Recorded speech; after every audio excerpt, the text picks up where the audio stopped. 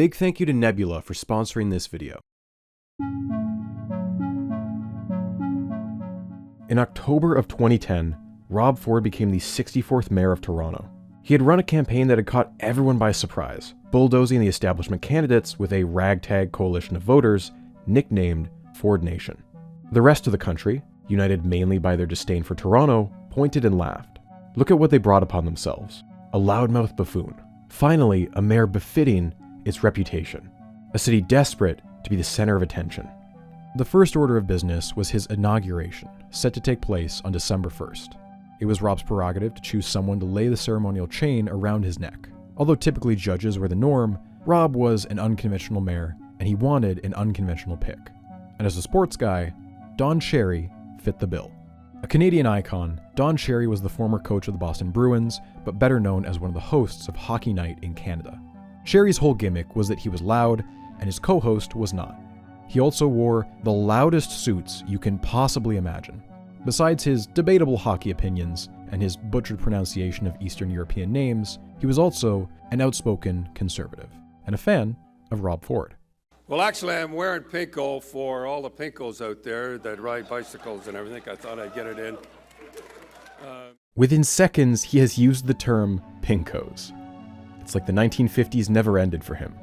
He sets the tone for the new term by telling a misleading story about an elderly Toronto woman who had her tree chopped down by the city and was stuck with a $5,000 bill. City Hall, please help us. 30, 40 calls, unbelievable, nothing, laughed at. Rob's in the mayor, one day, apology comes and a $5,000 check. That is partly true, but Rob had nothing to do with it. City staff had been responsible for that fix. He ends his speech with a straight-up taunt. And that's why I say he's going to be the greatest mayor this city has ever seen, as far as I'm concerned, and put that in your pipe, you left-wing kooks. Thank you very much. Cherry's wildcard speech was unexpected, but Rob was all smiles. Less happy were the other city councillors. Cherry's speech caused battle lines to be drawn from day one. This was the map that won Rob Ford the election, a stark barrier between the downtown and suburbs. To quote a 2012 op-ed, "Toronto is a city at war with itself." When Rob and his staff first moved into the mayor's office in December 2010, they discovered a gift left over from the previous mayor, David Miller. Inside the desk drawers were several packets of gravy powder. It was a tongue-in-cheek reference to Rob's gravy train slogan, his nickname for the excessive spending at City Hall. Congrats! They'd found it.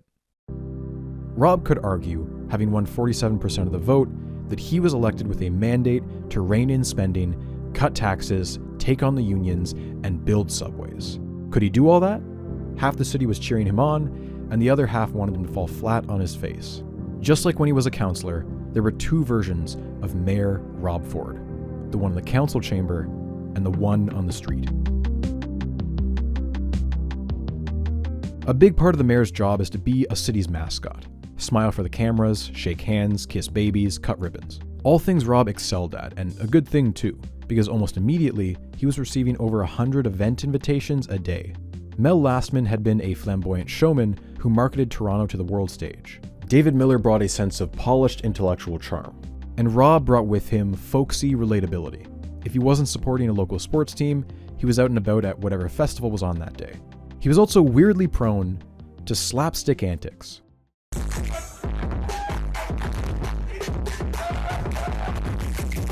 Here he is walking face first into a camera. Once he tried to hike a football, and he nearly fell flat on his face. Photographers must have loved him because there was no shortage of images where he's engaged in some ridiculous hijinks. People were less happy with some of his other mannerisms. He had a habit of ending speeches with "God bless Toronto," a mostly harmless but still jarring change for an elected position that had been fairly secular for decades. For all his faults, Mel Lastman had made a point of attending Toronto's yearly Pride Parade even though he was initially uncomfortable. Since Barbara Hall had set the precedent back in the 90s, it was simply the job of the mayor to show up and celebrate their city's diversity. Not so, said Rob. He didn't care if you were, quote, straight, gay, black, white, or purple. He didn't think city money should go towards parades of any sort, and he wasn't obligated to attend either. See, it usually fell on Canada Day weekend, and he'd never missed that weekend at his family's cottage before. Again, we see the Rob habit of lying about easily disprovable things, as he'd been in town campaigning the previous year. This was the sort of inane discourse that dominated much of Rob's first year as mayor. He'd choose bizarre hills to die on, and no one was about to change his mind. This stubbornness carried over into the other half of his job. As mayor, Rob was now expected to lead city council, manage his direct employees, advocate for legislation, work with city staff, and all manner of tasks far more boring than showing up to food festivals. David Miller had employed 25 staff members, and Rob, somewhat arbitrarily, decided that was far too many. He was the cost-cutting guy after all. He slashed his own office budget from $2.7 to $2 million and insisted that he only needed 18 staff. Why 18? Unclear. But even with that guideline, his office struggled to have 18 staff members employed at any given time, and it was a constant revolving door of talent. Case in point, Nick Kouvalis.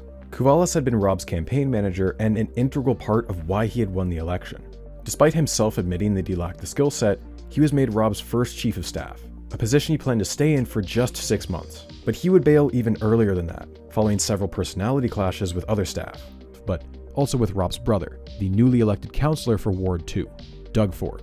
We'll take a closer look at the relationship between the brothers later on, but it's safe to say that Doug had strong opinions on who got hired in the mayor's office. By the end of his term, Rob will have had 5 chiefs of staff, with the longest only lasting 18 months. Rob's insistence on cutting expenses meant that he skimped on critical positions that would have made his term run a lot smoother. He was never willing to pay the typical salary for a comms director, and his early hire, Adrian Batra, left the office to become an editor at the Toronto Sun. He was even unwilling to hire himself a driver, insisting on using his own car to get to and from his house in Etobicoke every day. On a few occasions, he was spotted by residents on his cell phone and reading documents while driving. When they told him to stop, he gave them the finger. His excuse? He's a busy guy. Much of what we know about the inner workings of Rob's office come from a few key sources. Some former staffers like Nick Kouvalis, executive assistant Tom Bayer, and policy advisor Sheila Paxton have given tell-all interviews knowing they'd already burned bridges with the Fords. Many staff members gave confidential interviews to the police, which were later made public. And finally, we have a book written by his third chief of staff, a man named Mark Toohey. He was hired early on into Rob's mayoral campaign and acted in various capacities as a comms and policy whiz. To give you a sense of his importance, Toronto Life once called him the mayor's Rasputin, and Nick Kouvalis called him, quote, one of the smartest people I've ever met. Toohey's book is quite informative, however, it is worth considering the context in which he wrote it. Toohey claims he was the only person Rob ever fired. The book often reads like he is trying to distance himself from Rob's failures while taking credit for his successes. Regardless, Toohey was a clear ideological force behind the scenes in Rob's administration. He is both a former army man and an outspoken small government fiscal conservative. As an example, in a blog post written in 2010, he advocated for selling off the entire Toronto transit system to the private sector. His detailed knowledge of procedure would prove essential to enacting Rob's agenda, because although Rob won the mayor's office in a landslide, he was still just one vote out of 45. Some of you may be confused. For the American viewers out there, and also some of the Canadian ones, you likely have some incorrect assumptions about what exactly the mayor of Toronto can do. This is a phenomenon sometimes called the presidentialization of the mayor's office, where Canadians assume their mayors are more powerful than they actually are because the media they consume mostly depicts American mayors. Big city American mayors are generally not part of city council. They exist separate to it, as a sort of municipal executive branch. It's analogous to the governor and the state legislature, or the president and Congress. Council votes on bylaws, and the mayor can sometimes veto them. The mayor also gets to directly appoint department heads for city staff, and they often have control of the city's budget. This is not how it works in the Canadian system. Here, the mayor is part of council, and it's just one vote like everyone else. High-ranking city staff, like the city manager, are considered non-partisan, and they take instructions from council as a whole, not just the mayor. However, the mayor is considered the head of council, aka the first among equals, and they have a small array of procedural tools that councillors don't have access to. This dichotomy is sometimes called a strong versus weak mayor system. However, Professor Kate Graham of the University of Western Ontario ran a comprehensive study on the Canadian mayor, and she points out that the strong versus weak terminology is misleading. Just because Canadian mayors have fewer explicit, hard powers doesn't mean they are any less effective. Instead, they must rely on their soft powers to get things done. So what are those soft powers? Well, first and foremost is resources. They have a much larger office budget than councillors. Even though Rob ran a slimmer staff than his predecessor, it was still far more than the 3 to 4 staff a typical councillor gets. Council often votes on over 1,000 pages of legislation per week, far more than they could ever actually read. Because of this, many councillors rely heavily on the mayor and their staff to direct city council meetings, and on low-stakes procedural issues, they often follow the mayor's lead. Next is the size of their platform. Toronto is the media epicenter of Canada, and all the major papers and TV networks are based there. The mayor has a national platform, and if they announce a press conference, dozens of cameras will be there, and whatever they say will likely make it onto the nightly news. They get to control the conversation simply because residents see and hear from them on a regular basis. A councillor could do the same and maybe get a handful of reporters at best. Similarly, the mayor is the informal point of contact for the province and the federal government. Although strictly speaking, council has to approve any major decisions, the mayor often acts as a negotiator on behalf of the city, especially when it comes to requesting funds. A good relationship with the other levels can make or break a mayor's entire term. Rob had a bit of a mixed bag, with the Liberals in Ontario and the Conservatives nationally.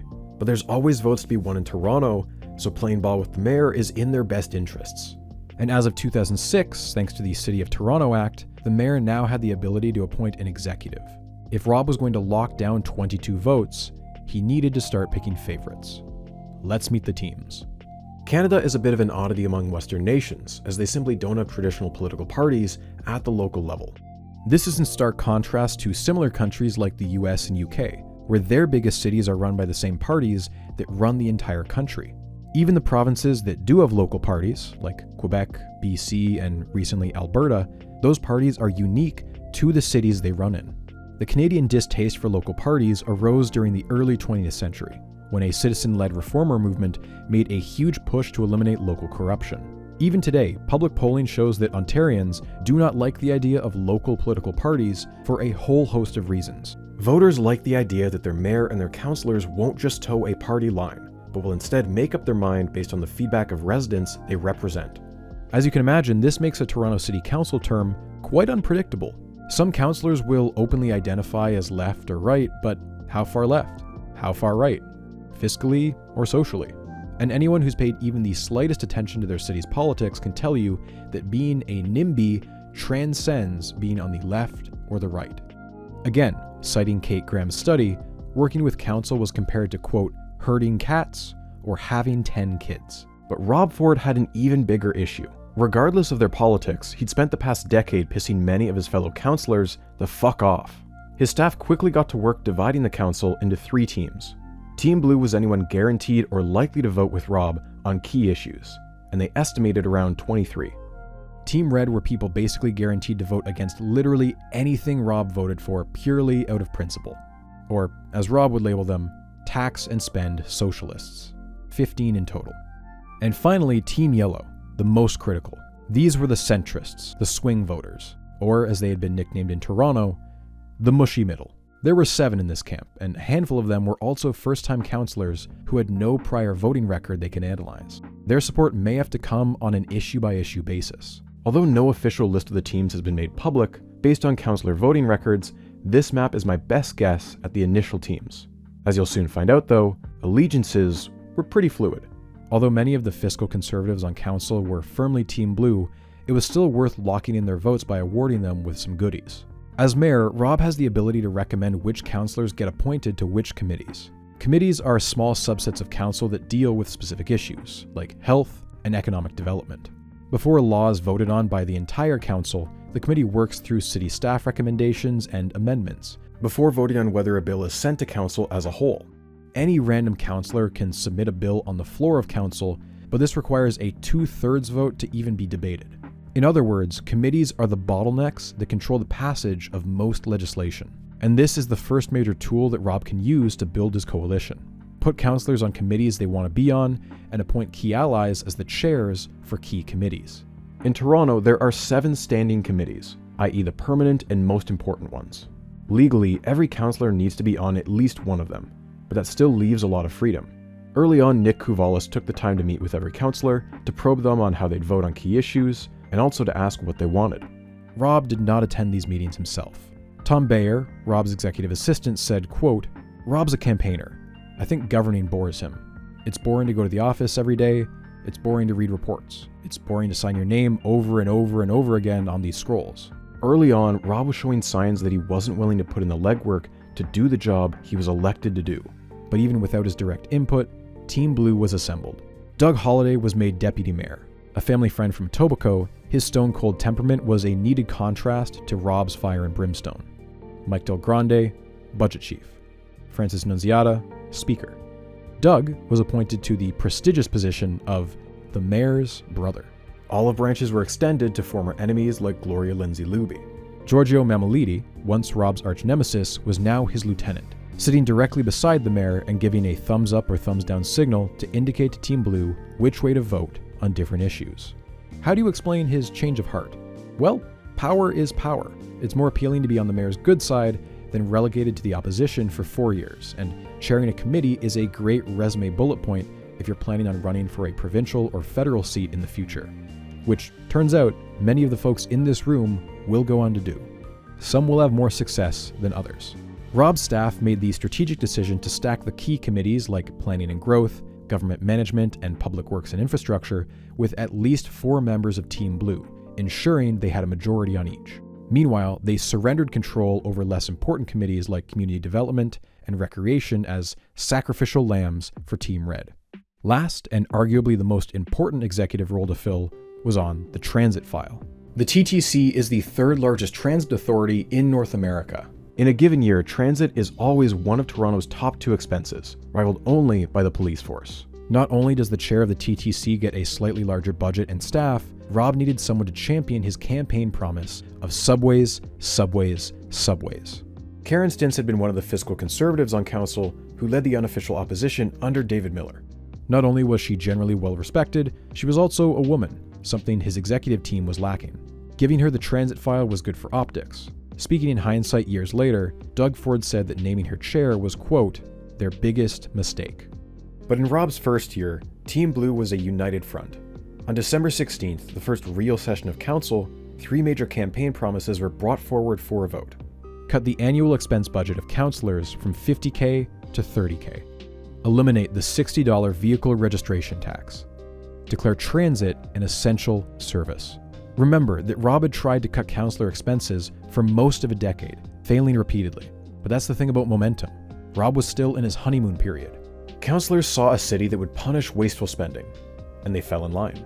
The vehicle registration tax, introduced by David Miller just 2 years earlier, was now gone. Miller had moved heaven and earth to get it passed originally, and it almost blew up his coalition. This new version of council wouldn't dare introduce new taxes anytime soon.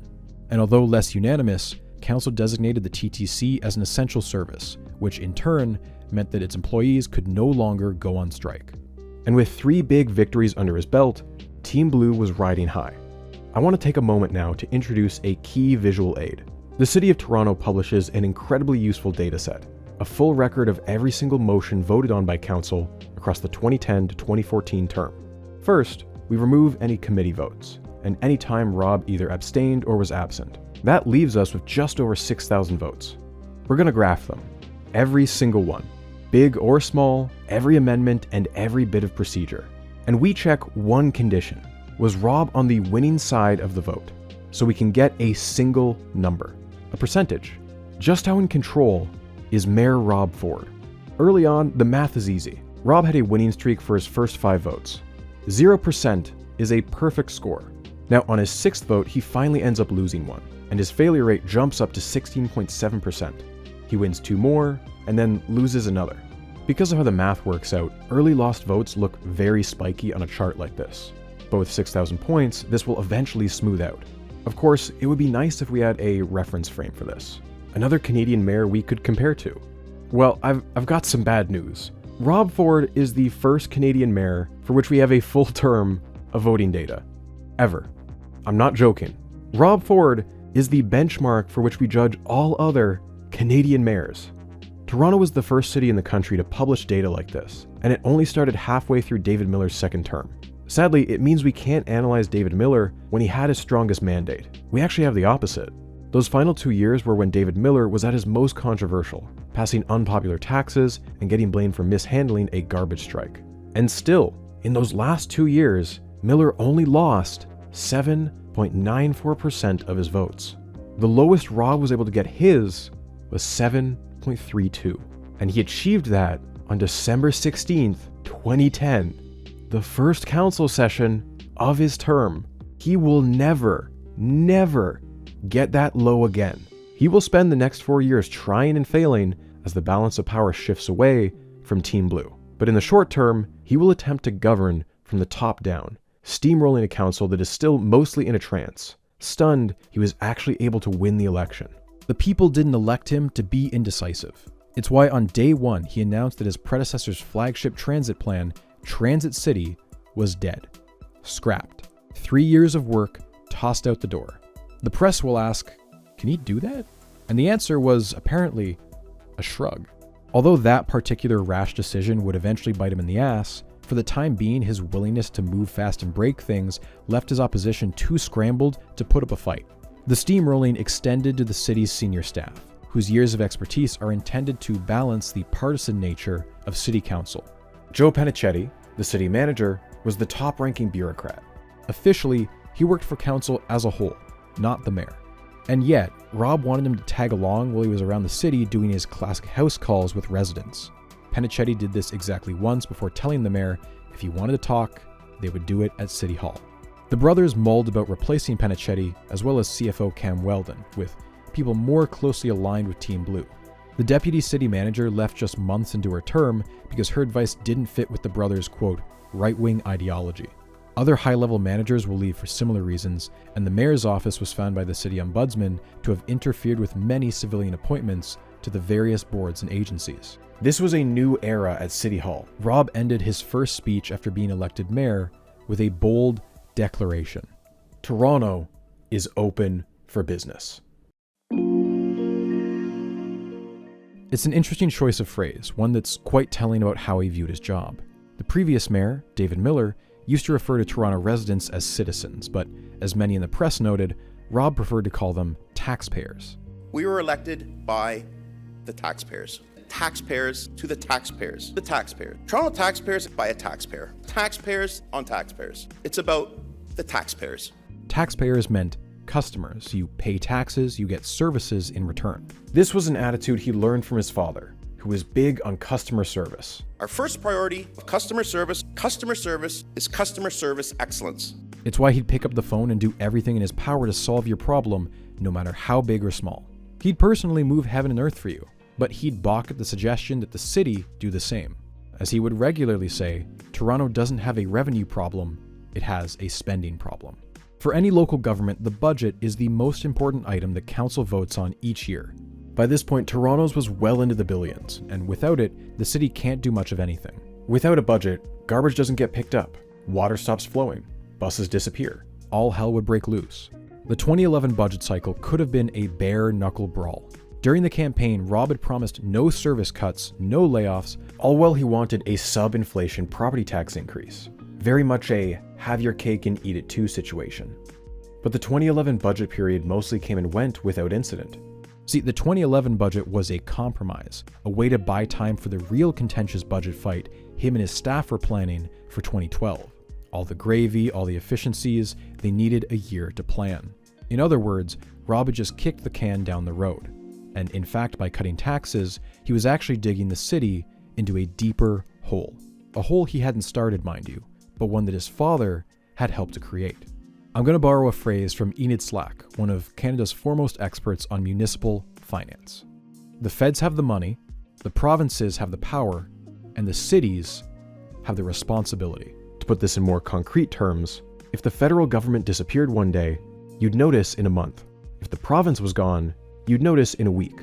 But if your local government went poof into thin air, you'd notice in a few hours. At least in Canada, we expect our cities to do so much for us, and yet for the past 30 years, they've been stripped of the powers to actually do it. In 1995, Canada's finance minister, in an effort to reduce the deficit, announced that subsidies to the provinces were going to be significantly reined in.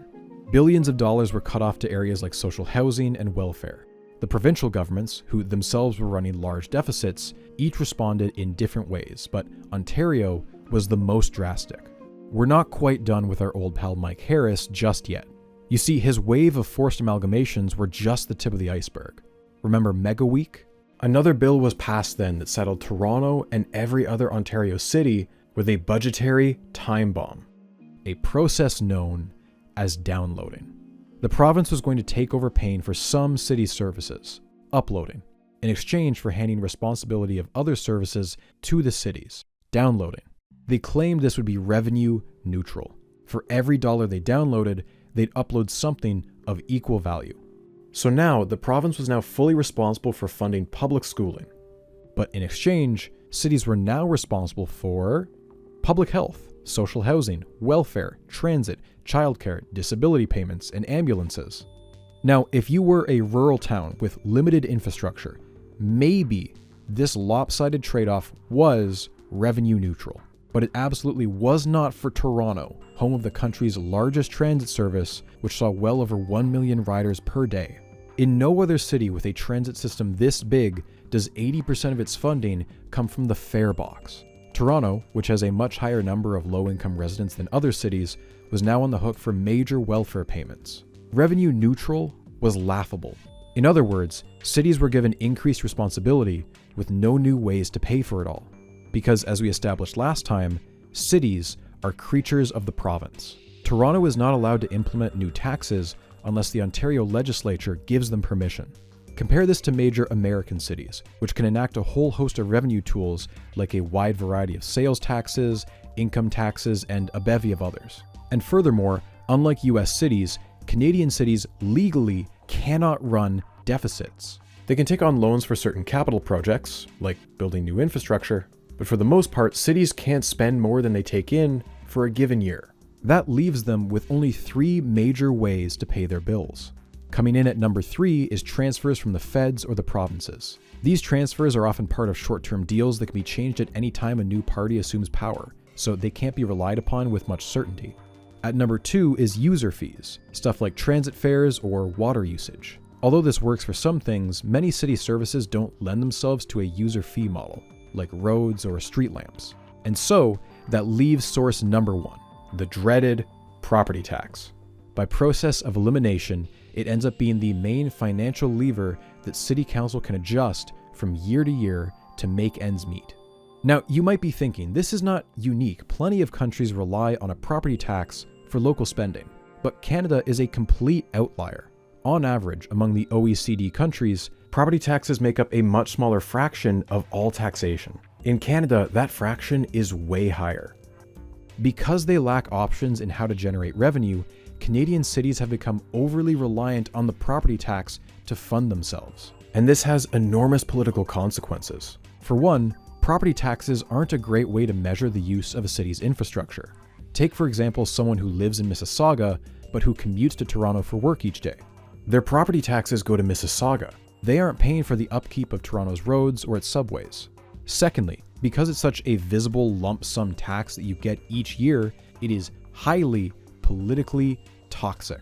At the local level, many voters are disengaged, but homeowners and landlords are often an exception and will mobilize to vote out councillors who raise their taxes. Property taxes are very weird. They work in the opposite way most taxes do. Take an income tax. Normally, it's just a percentage. You set the percentage and you calculate how much money you collect. What's nice about this is that it scales automatically with the larger economy. You can just keep the same percentage year after year without adjusting for inflation. But for property taxes, you first add up all the things you need to pay for and then calculate the necessary property tax percentage. Even though property values generally increase year after year, especially in a housing market as rich as Toronto's, that doesn't mean property taxes automatically go up. Your house valuation doubling does not mean your property taxes double as well. City Council has to choose to raise the property tax each year. It's not automatic. Even to just keep up with inflation, City Council would need to increase it by the inflation rate each year. So, in effect, an increase at exactly inflation is not a tax hike, but instead a tax freeze. And any increase below inflation is actually a tax cut.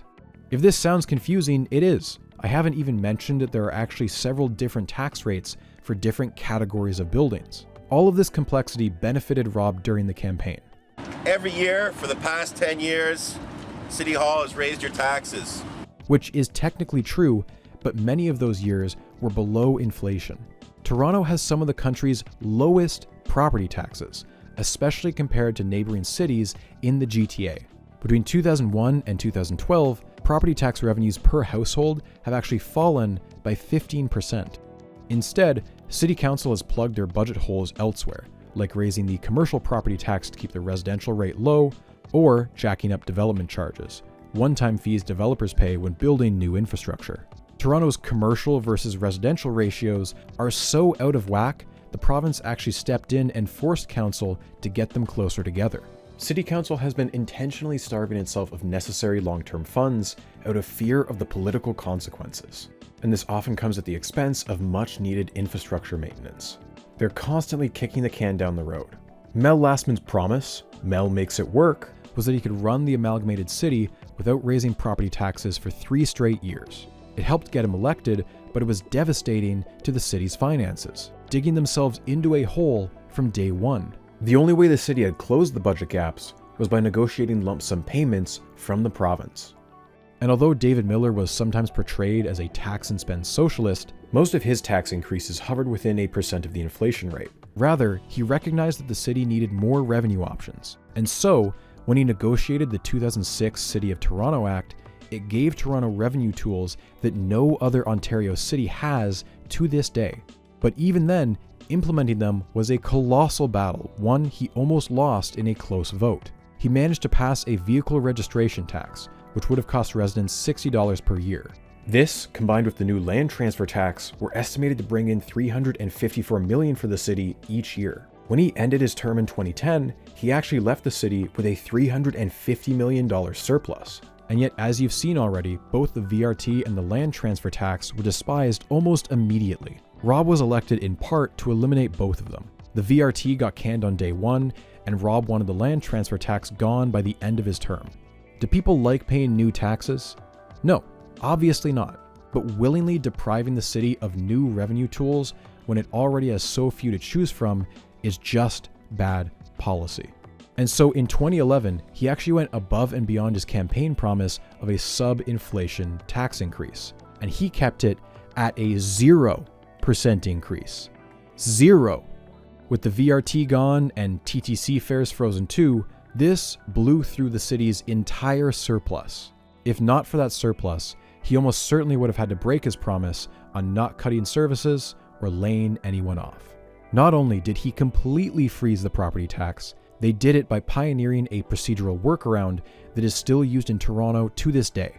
Mark Toohey explains that by designating the property tax rate as the mayor's priority item, council was forced to vote on it first, essentially locking it in.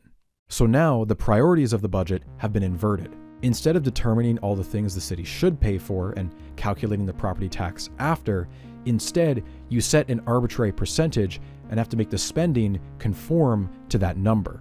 It seems like a subtle change, but it turns the budget process into a fight over optics rather than substance. Because of procedural rules, if council wanted to change the tax rate later on in the debate, it would have to do so with a 2/3 majority, which is basically impossible to do. By blowing through the surplus in their first year, they had set up the 2012 budget to be an all-out war by projecting a terrifying sounding $774 million deficit. Repeating 774 ad nauseum was an intentional strategy to burn it into the public's mind. The Toronto Star mentioned the number in 73 articles in just 2011. By painting the specter of a beast to be slain, it gave Rob the ammunition he needed to try and make aggressive cuts in the 2012 budget. In the meantime, Rob turned his sights to his next major battle, one he'd been laying the groundwork for since the historic 39-day garbage strike.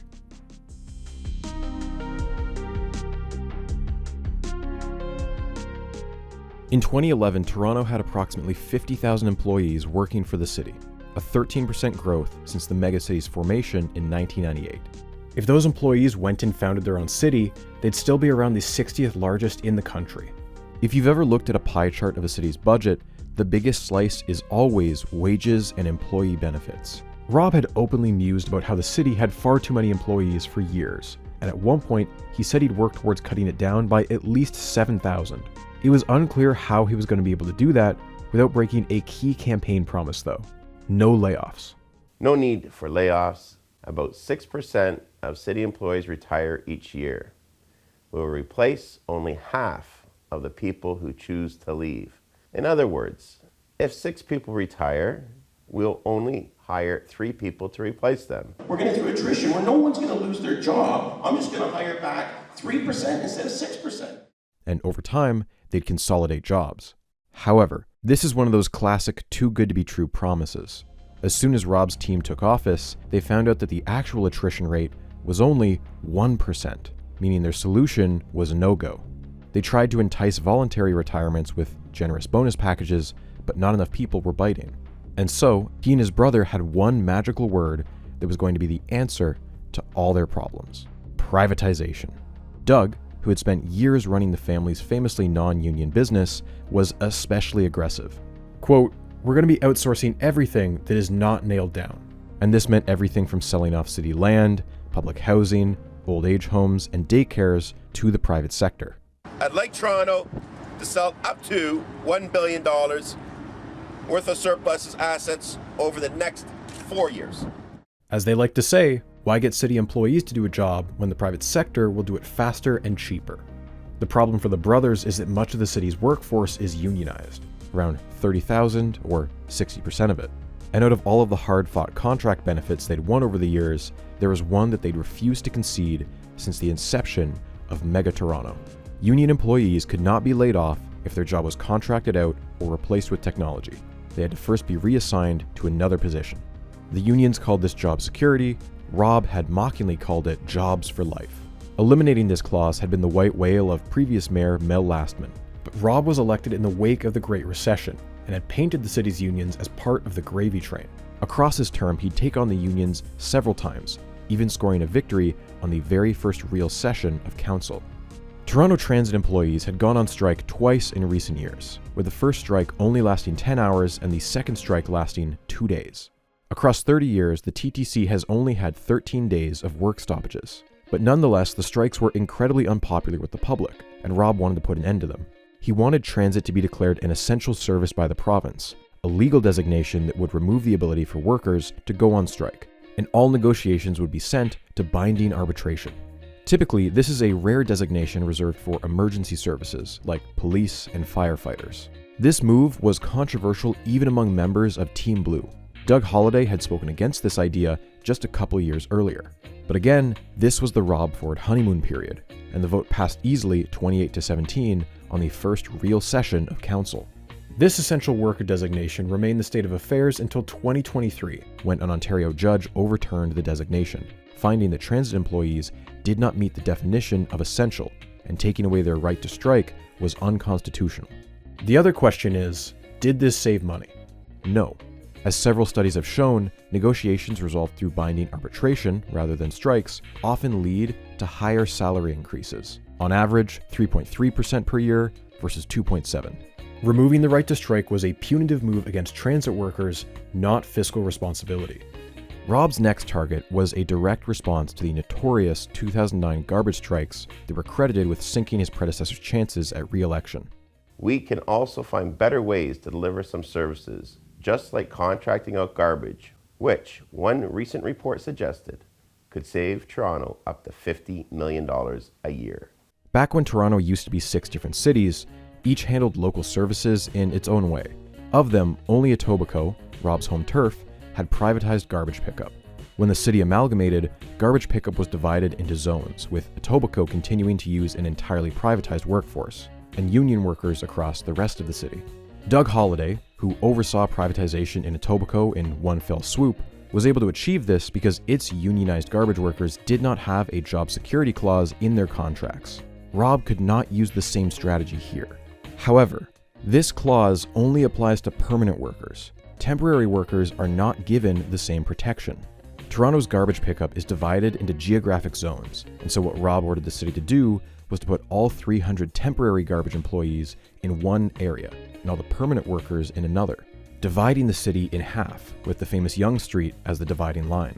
They could now fire half of the city's garbage workers and replace them with private companies. The plan came to a vote and passed 32-13. Rob intended to use this as part of his 2014 re-election campaign, where he could point to the privatized western half as justification for privatizing the eastern half too. In 2014, he would have been right. The west half was cheaper.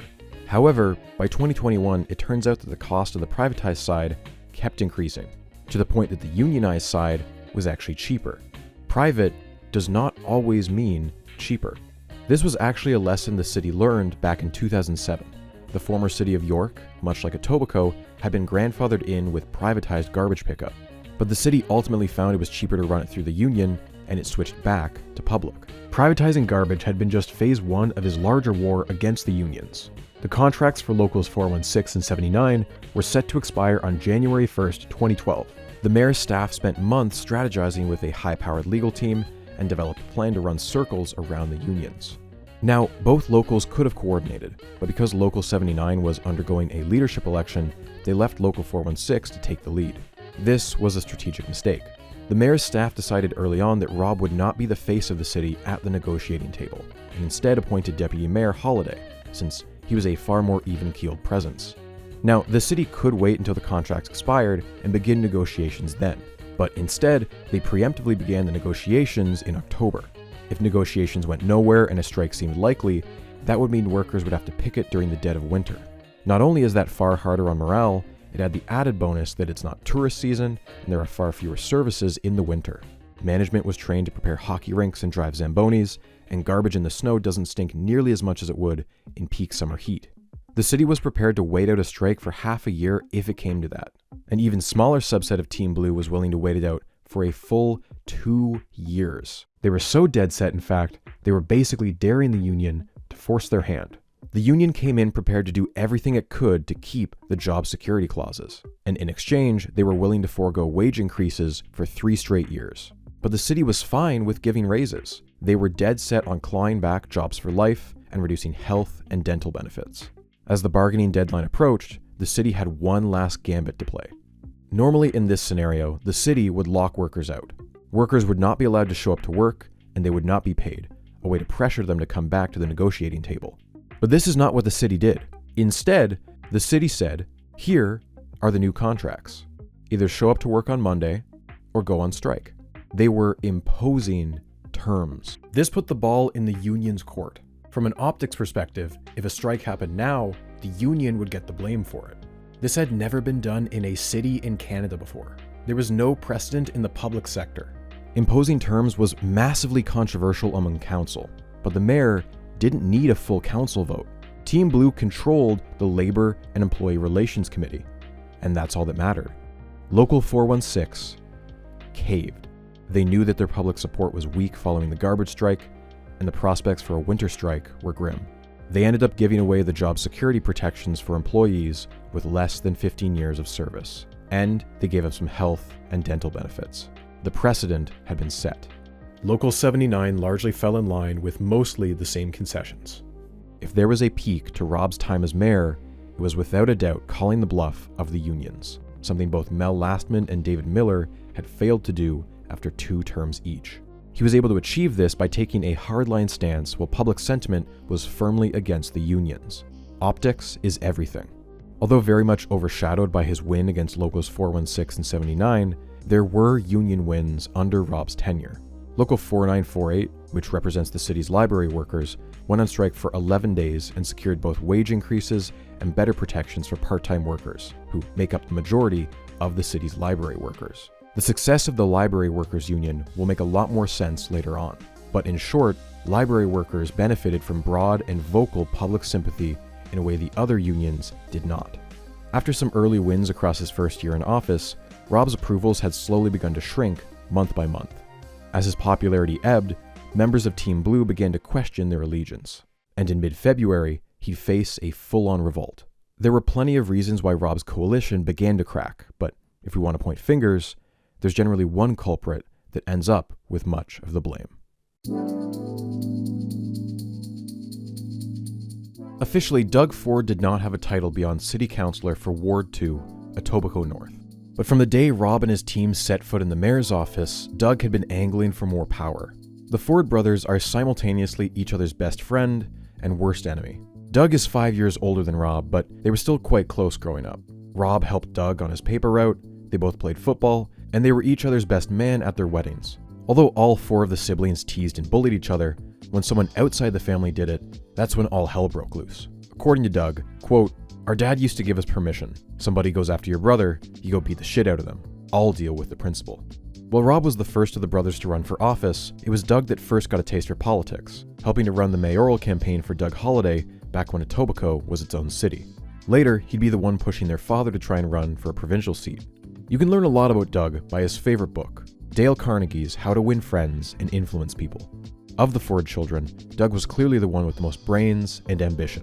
He'd been running Deco labels since their dad retired, and he'd been the one to expand it down south into the United States.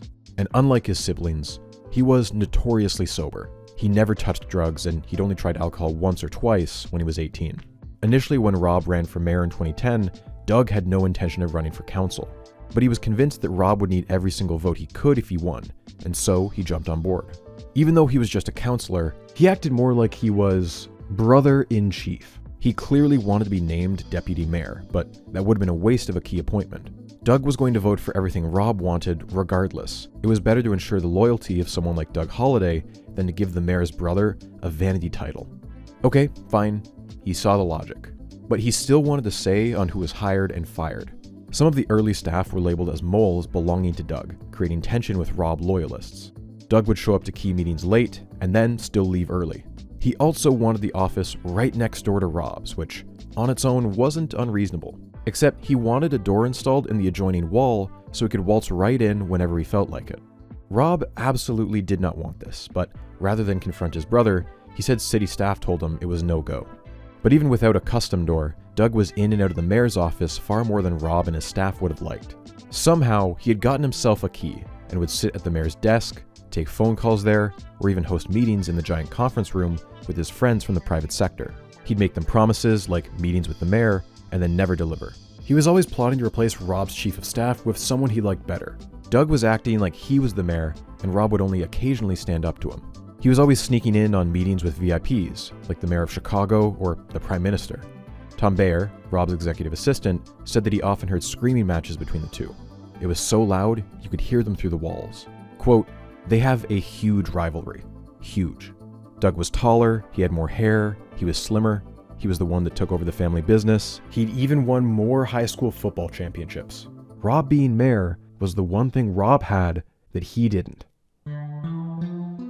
Nick Kouvalis, who had quit the campaign several times due to friction with Doug, has said, quote, "I had no idea the animosity between the two brothers.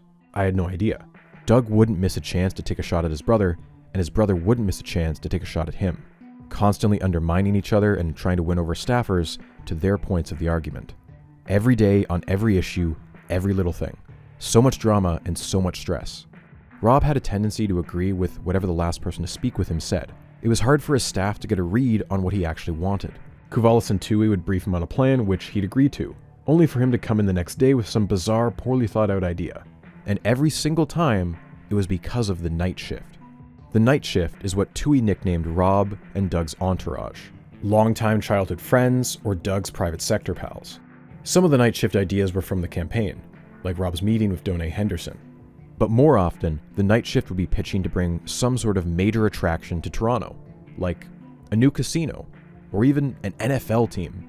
Another classic night shift invention was a weekly contest between the two brothers to see who could lose the most weight. Rob's incredibly ambitious target, 50 pounds in 3 months, seemed doomed to fail. And now he had to stand in a room full of reporters while his brother got to brag that he was losing more weight each week. Although early on Rob did drop a respectable 20 pounds, he quickly hit a plateau and would sometimes gain a pound from week to week. Once he was photographed eating a huge box of chicken wings and was subject to public mockery. One time he even fell off the scale and hurt his ankle. The whole stunt had turned into a weekly spotlight on the mayor's insecurities, and eventually it just stopped happening. Early on into the term, the brothers were given a spot on News Talk 1010, where each week they would talk about their plans and generally complain about the left wing of council. but they didn't always agree 100% of the time. One of Doug's sticking points was that he thought the mayor should get a veto power. He'd spent a lot of time in Chicago for business, and the mayor down there could veto any bill that had less than 2/3 support of council. He felt that councillors were far too much like, quote, independent contractors. If you win a majority, you have majority control, and at the end of the day, he's responsible for the city. To be clear, 47% is not a majority. It's close, but it's not a majority. And on this issue at least, Rob was willing to push back. Quote, I was always happy with the power I have. I don't know. I think my brother might be spending too much time in Chicago. To each his own. When the brothers were on the same page, though, they were unstoppable. Let's not beat around the bush. The Ford brothers are hilarious. They have such a distinctive way of speaking. They often started speeches with their favorite word. Folks, folks, folks, folks, folks, folks. They were fans of alliteration. $1 billion boondoggle. When it came to spending money, they were, quote, as tight as skin on a grape. As for the press, Rob joked that he couldn't dodge questions because it's hard to hide 300 pounds of fun. And Doug, well, he was fond of hyperbole, using terms like lynch mob and jihadist attack. Their enemies always belonged to nefarious-sounding cliques. Taking care of your special interest groups. For special interest groups, can I have the special interest groups, the QPs, and all the union members behind me? If they continue, can I ask them to leave the chamber because they're the same group that shows up all the time? And left-wing councillors were bleeding hearts, poverty pimps. Meanwhile, their supporters were always taxpayers. It raises the question as to who exactly gets to be called a taxpayer in the eyes of the Fords. Because the main municipal tax is one on property, it stands to reason that unless you're a homeowner, you don't qualify. They were trying to run Toronto like a business, after all, and if you weren't a paying customer, you weren't worth their time. Of course, property taxes are paid by everyone at some point down the line. Landlords will just pass those costs onto their tenants. You also didn't qualify as a taxpayer if you had time to show up to a council meeting and protest. Both brothers had a history of telling protesters to scram and get a job. It's like they've never heard of the concept of having a day off, or a shift outside the hours of 9 to 5. This song and dance was a rerun of something their father had done years ago at Queen's Park, halting in the middle of a speech to yell at protesters in the stands. The brothers loved a good old-fashioned shouting match in council, and both seemed to respect when someone was willing to fight back. Adam Vaughan, one of the more militant members of Team Red, got called an oxymoron by Rob. Vaughan hit back with, quote, at least I don't take oxy. Doug would later say, quote, I like Adam. You know why? He can take a political punch like I've never seen. It's like in hockey. You drop the gloves and afterwards, it's done with. Doug had a bad habit of not being able to keep his mouth shut. Early on, he'd constantly leak confidential information to the press, either by saying something directly to them or by telling a friend something. Mark Toohey cites an early meeting where a sensitive budget item was being discussed. And when Doug joined the meeting, everyone changed the subject to avoid having him hearing info he might leak. Worse, though, was when Doug would go rogue. Because Doug was treated as a sort of stand-in for his brother, there were a few times the mayor's office had to come out and clarify that the opinions of Ward 2's councillor were his and his alone. A classic example was the library debacle. At the peak of the budgetary battles, Doug made a comment about how his ward had more library branches than it had Tim Hortons. As everyone knows, you should never have more library branches than mediocre coffee shops, which is why he wanted to close one of them, quote, in a heartbeat. This caught the attention of Toronto resident Margaret Atwood, who took to Twitter and mobilized her fans to protest. Doug hit back with, quote, I don't even know her. If she walked by me, I wouldn't have a clue who she is. This is the classic debate tactic where you own your opponent by bragging about how few books you read. With a library worker strike looming and public backlash, the mayor's office was forced to state that library closures were not on the table. But if there was one single moment where Doug flew too close to the sun, it was his notorious Ferris wheel. Toronto's iconic waterfront on Lake Ontario is some of the most valuable real estate in the city. Council had approved a redevelopment plan a few years ago, and it was proceeding as normal. But then one day, out of the blue, Doug announced that he was personally commandeering the waterfront plan and replacing it with his own. It would feature a monorail, boat-accessible hotels, and a Ferris wheel. Both residents and council lost their minds. Not only were they outraged that he wanted to tear up a deal they spent years developing, his proposal would likely cost far more. They ridiculed his Ferris wheel, saying it would turn Toronto into a bootleg Las Vegas. I do think we've realized, I certainly have realized, that the public in Toronto is far more engaged in the waterfront than we perhaps thought they were. Okay, so we're ready to vote. So if we can put the motions on the screen, please. The item is amended, carries unanimously, 45 in favor. Okay. 0 to 45. Not even he could bring himself to vote for it. Because Doug had gone rogue on this one, Rob was able to distance himself just a little. But on the horizon, there were even tougher battles.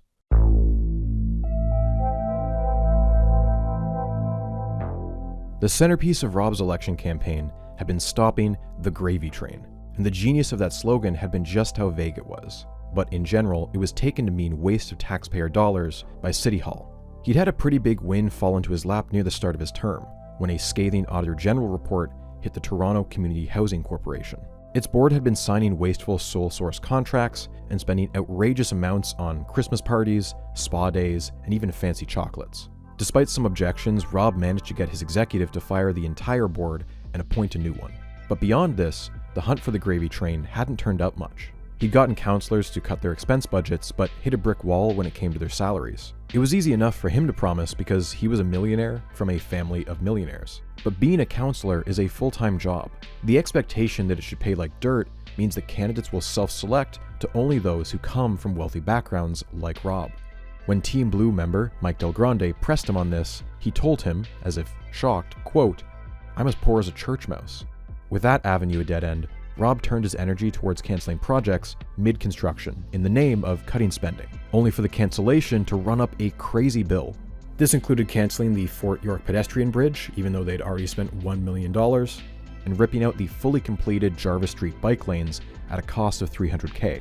But in the entire lead up to the 2012 budget debate, he kept repeating the apocalyptic figure of $774 million as justification for why they had to make hard choices that year.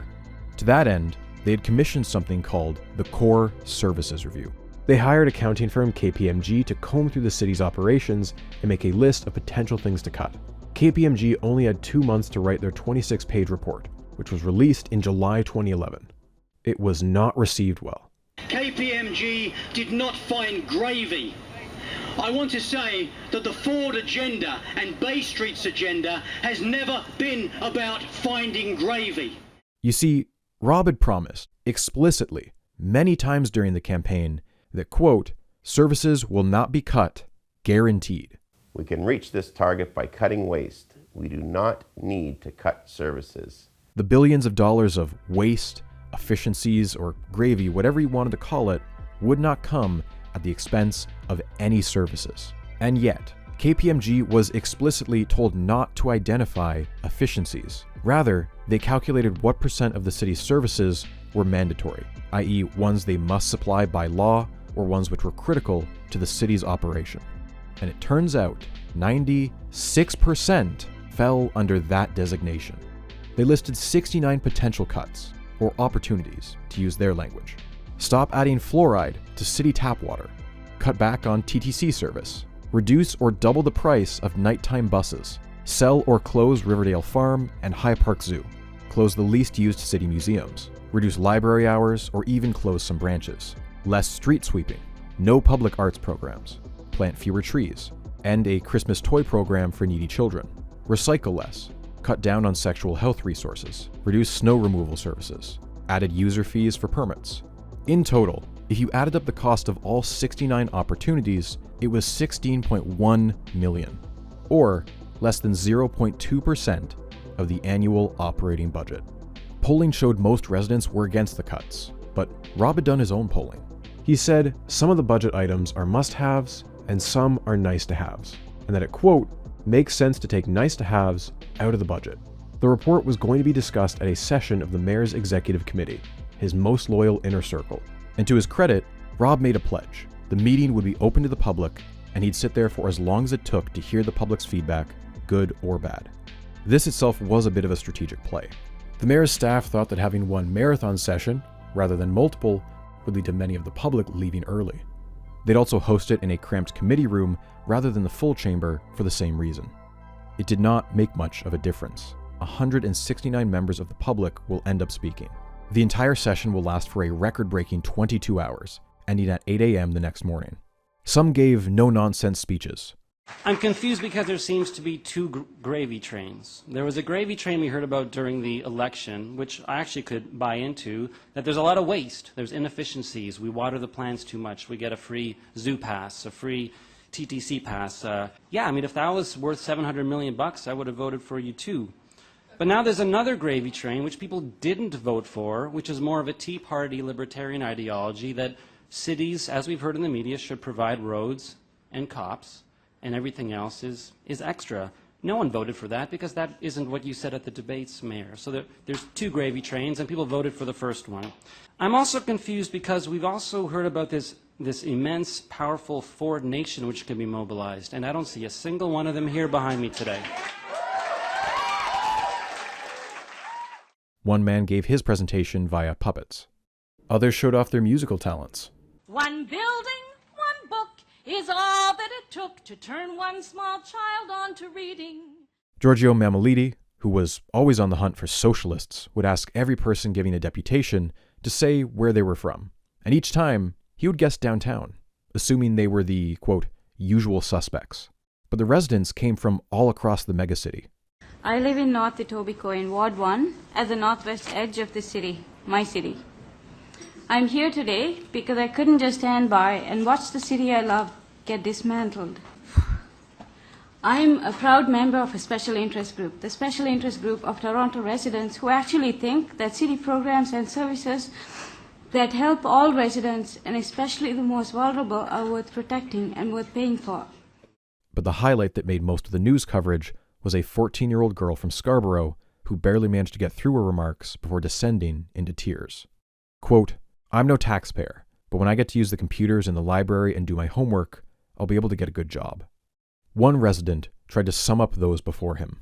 Quote, "What everyone has been saying is that the nice-to-haves are the things that make the city worth living in." Out of the 169 deputations, only 3 of them argued in favor of the cuts. When are you going to tell us what kind of city you actually want to govern? Is it going to be the one that Torontonians describe, or is it going to be the one described by a bunch of consultants who told us to privatize stuff, and guess what business those consultants are in? Making money off privatization deals. By the time a second all-nighter meeting was held in September, Rob's own executive had decided they weren't going to touch the hot-button issues like nighttime buses, daycares, community centers, swimming pools, and, of course, the libraries. The proposed cuts had proven to be politically toxic. No final decisions would get made until around 6 months later, when the 2012 budget was voted on in January. But even with all those backtracks, that wouldn't be enough to pass the budget as is. The mushy middle was making a power play. Josh Cole, a newbie to council, was leading a ragtag band that included McMahon, Matlow, and Bylow. He had written an amendment that would put $15 million back into the budget. Even worse for Rob, a member of Team Blue was backing them. James Pasternak, who until now had been a loyal vote in the mayor's corner. $15 million was just 0.1% of that year's proposed budget. Letting them have this win would buy him some goodwill for future battles. But he just couldn't let it go. He couldn't see the forest for the trees. He fought hard against them. So when he did eventually lose the vote, the first major loss of his term, it proved he was vulnerable. Motion number 1 carries 23-21.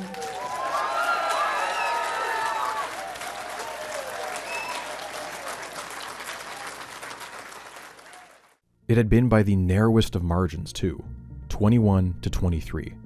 Even just one vote the other way would have forced a tie. Even though most of the budget had passed as the mayor's office wanted, losing that one amendment was a major symbolic embarrassment, and Rob could not hide his disappointment from the press.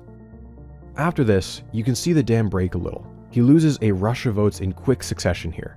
In the long term, the mushy middle was morphing into a solid voting bloc with a mind of their own. As we've already seen, Rob was not yet a spent political force. He would win a victory against the unions less than a month later. But he only got to enjoy it for one day. On February 8th, 2012, something unprecedented happened. A city council meeting was scheduled, against the wishes of the mayor. His TTC chair, Karen Stintz, had called it, and she'd only been able to do so after getting enough signatures from other councillors. She was starting a full-on mutiny.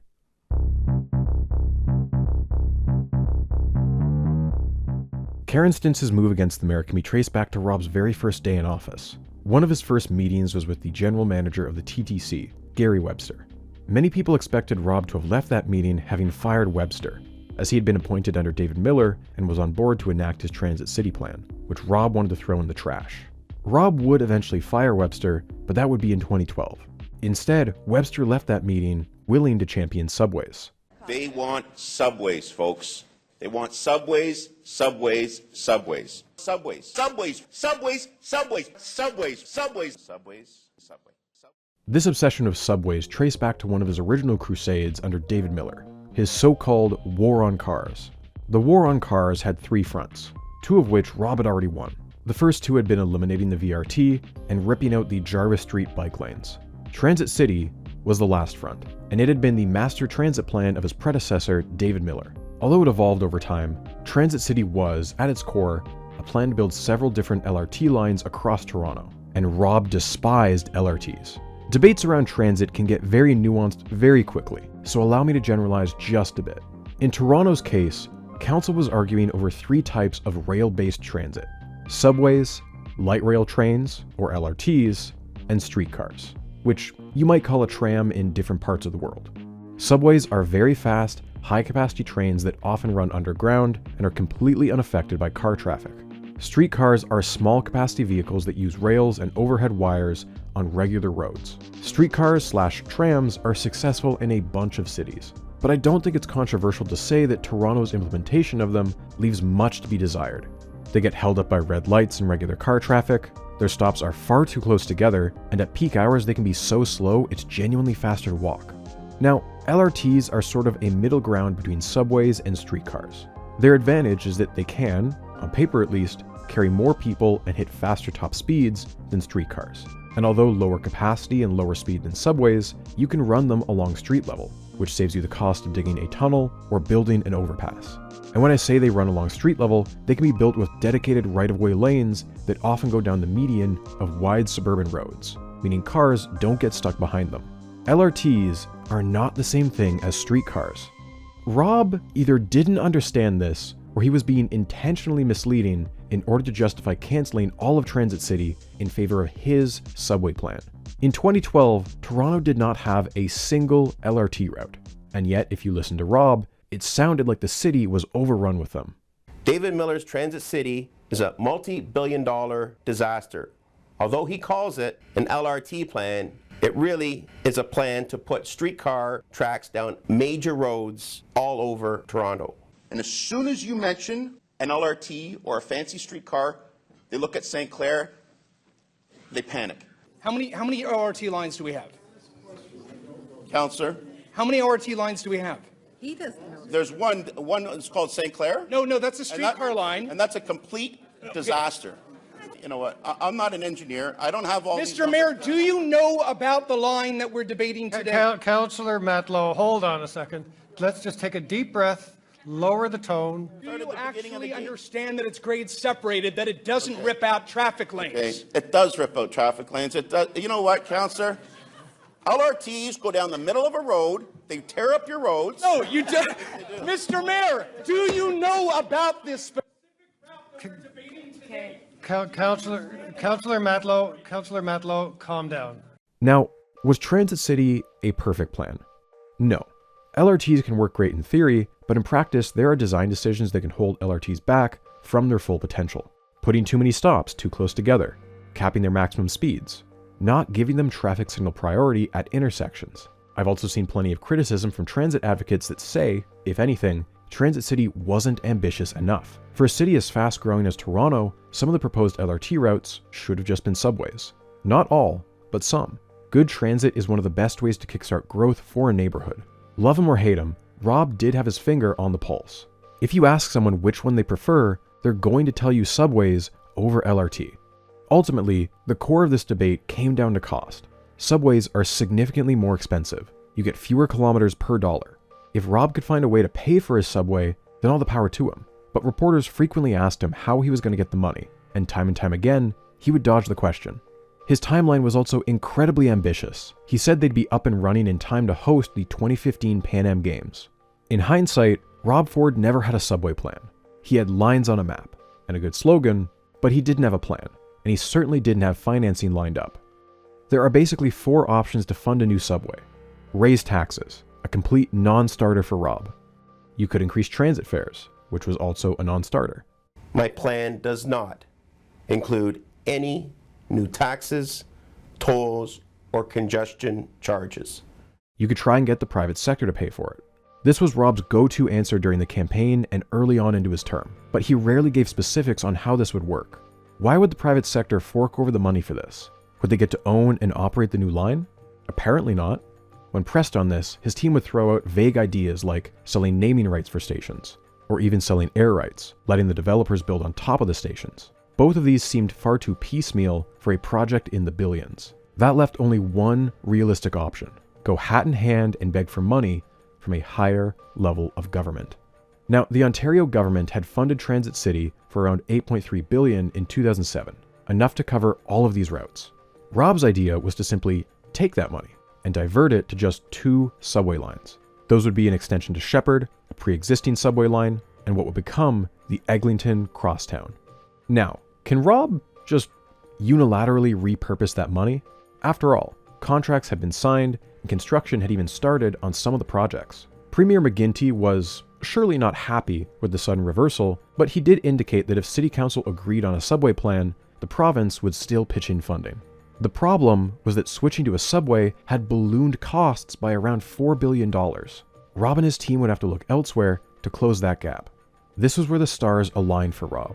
The sitting finance minister was Jim Flaherty, a longtime family friend who had given the eulogy at his father's funeral. And the federal Conservatives were always looking for ways to win votes in the Toronto suburbs. Play their cards right, and a couple billion would be theirs. And so one day during the transition period, Rob, Doug, Nick, and Toohey met with Jim Flaherty to ask for around $4.2 billion for his subway project. This should be a slam dunk. Except to the horror of everyone else in the room, Rob opens by saying they need money to resod the football field for the team he coaches. The room is agape. He did not ask about his subway. He did not ask for any of the other 100 things Toronto might need money for. He was asking for AstroTurf and a scoreboard for his football team. After being ungracefully steered back on topic, they all left the meeting with at least some promise of federal funds. But as the project evolved over the next 2 years, it was clear that the funding gap was still nowhere close to being filled. Even under Rob's version of the plan, Eglinton was never actually a subway. It was still an LRT, but now one that cost twice as much because he wanted to put 12 more stations underground. As long as it was underground, in Rob's mind, that was a subway. And it's here where Karen Stintz begins to break with him. He put her in charge of the transit file, but has made her job a huge pain from day one. The Eglinton route in particular was a big deal for her because it ran right through her ward, and yet she was never able to have a single one-on-one meeting with the mayor about transit. Either his staff was there, or it was the brothers together. And she was taken completely by surprise when he cancelled Transit City on day one, without consulting with her or with council. Council had voted on and approved parts of Transit City over the course of 2 years, and he's gone and blown it all up in 1 day. Staff at the TTC don't like the subway plan, and Stintz had major doubts they could afford putting so much of it underground, especially since Rob would never approve any new taxes or fare hikes to pay for it. His insistence on private sector funding had never materialized into anything substantial. Stintz believes the subway plan is doomed, and she'll be the one who has to take the fall for it. When she voiced her objections, Rob and Doug openly discussed firing her, but were convinced not to because of the optics. At one point, she even offered to resign, which Rob refused. With their working relationship basically in tatters, she pulls the only move she has left and calls for a special session of council, something she can only do by getting enough signatures from other councillors. It is in practice a mutiny. And it could be one of the biggest votes that we do in this chamber. And I think that's why 24 people said that they needed a special meeting to deal with this matter. And to the mayor's point, we're not building subways. An underground LRT is not a subway. They do not want another St. Clair disaster, folks. We cancel Transit City. We bite the bullet on 60, 70, 80, $100 million. We burn that money, it's gone. So now what we're being asked to do is, well, let's dither another month. This, in fact, is not a new plan. This is an old plan. This is resurrecting Transit City. I was asked a And question. forget the subway, underground. We're talking underground. I don't care what you put underground, but it's underground. You can call whatever you want it. I need to stress, I don't want to repeat, but I need to stress, this is not a stints plan. It's a council plan. Because what you're doing is reinstating Transit City. And Councillor Stint should be ashamed of herself. Give me your crumbs. That's really what you're giving us in the suburbs. I hope you support my particular motion. Show me your magic beans to make it happen. Data. And then I'll support your motion. That was called an election, folks. And he had a clear mandate to move forward with subways, not streetcars. That's just not going to happen. Someone else isn't going to come and pay for that. We found out that was a story of fiction. That was a fairy tale. Karen Stintz and the rest of council asked Gary Webster which he preferred, subways or LRT. If you ask anybody, do you prefer a subway over any other form of transit, including me, I'd say I'd rather have a subway. Me but too. You're spending money on an asset that's not required when a lower order of rapid transit will meet the demand. Does Shepherd, for example, meet those tests for a full subway? No, it does not. What about Eglinton, east of Brentcliffe? Do they meet your tests for a full subway? No, it does not. Does it meet your tests to bury the LRT and spend up to $2 billion to do so? No, it doesn't. And so on February 8th, 2012, council defied Rob Ford and voted 25-18 to resurrect Transit City and its LRTs. Rob's Shepherd subway plan wasn't cancelled, but it would be kicked down the road a month from now and receive its own vote. Later that day, after losing such a key vote, Rob apparently went on a midnight ride on the TTC out to Scarborough. He struck up chats with random residents and complained about what a mess City Hall was. 2 weeks later, Rob used his loyalists on the TTC committee to fire Gary Webster. And so council struck back, voting to reconstitute the TTC commission without Rob's loyalists, putting Stintz in charge. He'd been bested again. The next vote on March 21st was the real test. If Rob wanted his subway, he was going to actually have to make a compromise. Enact a tax, keep his subway. And as far as taxes went, it wasn't particularly offensive. Commercial parking lots would pay an additional levy, slightly increasing the cost to rent a space. Supposedly, the night before the vote, the mayor's staff counted 26 votes to pass the levy and save the subway. It would pass. But just hours before it was about to go to the floor, Rob told TUI he and Doug wouldn't vote for it. Rob had gotten cold feet. The night shift had convinced him that voting for a tax would sink his re-election chances in 2014. Even though he wasn't going to vote for this doomed initiative, he still wanted the rest of Team Blue to vote for it. This was disastrous for morale, and after the vote, several outraged councillors came to his office to yell at him. Losing the budget amendment had stung his pride, but the subway had been his vision. Most of his campaign had been built around cuts, eliminating taxes, eliminating waste. His subway had been the one thing he promised to build, the thing that would last even after he was gone. And now, he'd lost it. In the days that followed, his coalition fell apart completely. He and Doug openly called Stintz a backstabber. Can you tell me exactly what part of the report you favor? Obviously, you and I totally disagree on transit in this city. You told me right to my face that if you give me the chair... Okay, Mayor, can you answer? I'm answering the question, how this report started. You obviously, So you didn't obviously tell me the truth. Did you submit? That's okay. As the Toronto Star noted, if a Prime Minister had lost such a key vote in the House of Commons, it likely would have triggered an election. But in the municipal system, it just meant that Rob had been rendered a lame duck. In July 2012, Rob's second chief of staff, Amir Ramtullah, left to pursue a different job in the private sector. He was Rob's longest-serving chief of staff at 18 months, and from most accounts, he was a competent, moderate voice. Unlike those who came before and after him, Ramtullah has basically said nothing publicly about his time in the mayor's office, good or bad. preferring to keep his lips sealed. It's notable that when he announced he was leaving for a new job, many city councilors expressed how sad they were. They had nothing but good things to say, noting that he was polite and responded to emails at all hours. For some, Remptulla was their only solid liaison with the mayor's office.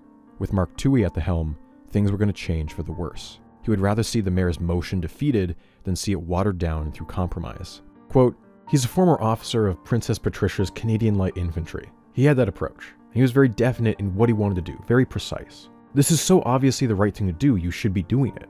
Their message to councillors was, "You're either with us or against us." They were flexing their muscles. It wasn't just the key issues. It was every single small vote, and sometimes even just petty historical fights. Take, for example, the issue of traffic lights. A councillor will say, "Hey, I want a new traffic light for my ward." There is almost never any debate, and most councillors just vote them through so they can focus on bigger things. But Rob, for some reason, placed a hold on a traffic light in Anna Bailau's ward, one of the key swing votes he needs. And later, he tried to push for it to be cancelled entirely, ultimately losing that vote 9-25. Or the time he placed a hold on a revitalization project in Josh Cole's ward. When the matter eventually got voted on by council, Rob lost it 38-1.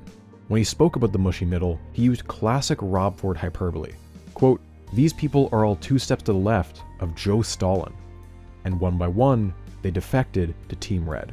As Team Blue lost more and more members, the tactics became more desperate. Some of the less committed of Team Blue weren't prone to sticking around if a council session ran late. Rob's staff parked themselves at the exit doors to keep councillors from leaving and stalked the halls to find anyone who had left. Earl Provo used to stand directly behind councillors in the council chambers until they complained about it. Quote, "It was trench warfare for the first year and a half. They would just use every leverage point possible." For Cole, this meant going against his father, a Liberal MPP who was up for re-election soon. The Fords tried to mobilize Ford Nation to make him lose, although it was unsuccessful. The hills he chose to die on became pettier, even bordering on nonsensical. Across his term as mayor, Rob Ford will be the lone vote in over 180 motions. He was the only vote to say that guard dogs should not be treated more humanely. He was also the only vote to come out as pro-Asian carp, an invasive species in Lake Ontario. Perhaps the most egregious was when the province of Ontario was giving the city $100,000 for an awareness campaign to stop the transmission of HIV and syphilis. It was a gift. The city wouldn't have to pay a cent. And of the 45-member council, Rob was the only no vote. He had lost his mandate. Despite threatening to unleash Ford Nation upon the provincial Liberals, they swept the Toronto seats in the 2011 election. Even Etobicoke went red.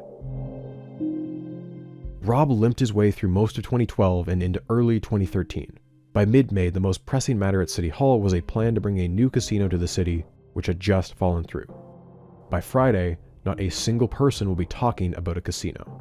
On May 16th, the internet tabloid site Gawker was running a story, which included a photograph. In the photo was a man that had just recently been killed in a shooting. Another had been wounded in a different shooting. And in between them was the mayor of Canada's largest city. The photo on its own would have been a scandal in its own right, but it was the article's headline that plunged Toronto into chaos. It read as follows: "For sale, a video of Toronto Mayor Rob Ford smoking crack cocaine."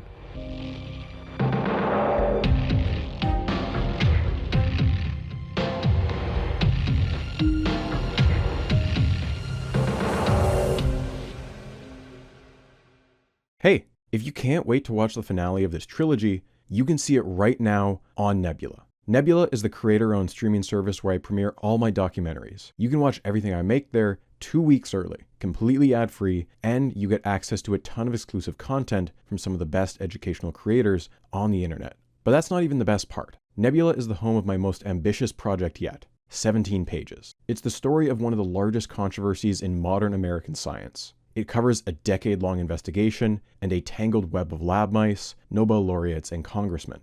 17 Pages is a project I wrote, directed, and animated with Nebula in mind. With their support, I was able to film interviews on location, commission some amazing art, and most importantly, they developed a custom software feature to help me tell the story. 17 Pages could not exist anywhere else but Nebula. Making documentaries has been my full-time job for over 3 years now, and a big reason that's been possible is because of fans supporting me on Nebula.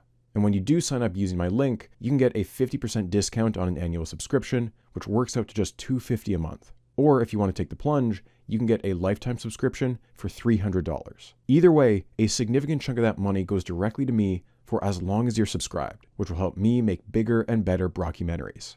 Support me and other independent creators by signing up for Nebula today. As always, thanks for watching.